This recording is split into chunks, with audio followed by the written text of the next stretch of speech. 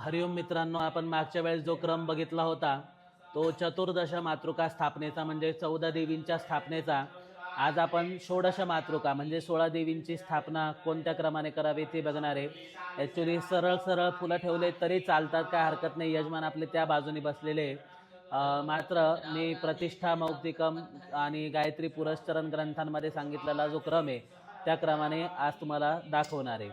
ओम गणेशाय नमः गणेशम् आवाहयामि स्थापयामि। गौर्यै नमः गौरीम् आवाहयामि स्थापयामि। ओम पद्मायै नमः पद्माम् शच्यै नमः शचीम् आवाहयामि।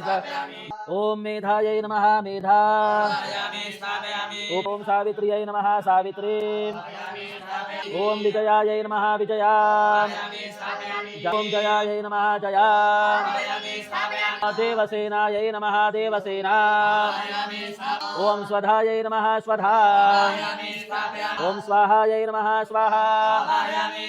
ओम मातृभ्यो नमः मातृः।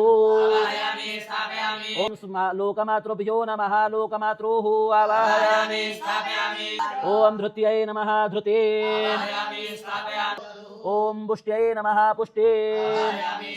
ओम तुष्ट्यै नमः तुष्टे। आपल्या कुलस्वामिनीचं नाव घ्या आणि या सुपारीमध्ये तिला बोलवा. आत्मनः कुलदेवतायै नमः आत्मनः कुलदेवताम् आवाहयामि स्थापयामि।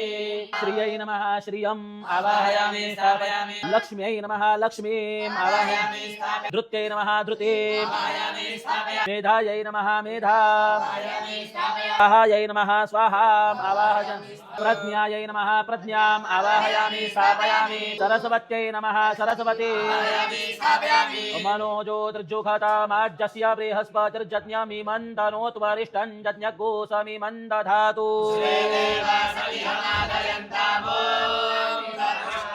गौर्यादि मातृः सुप्रतिष्ठिताः वरदाः भवत।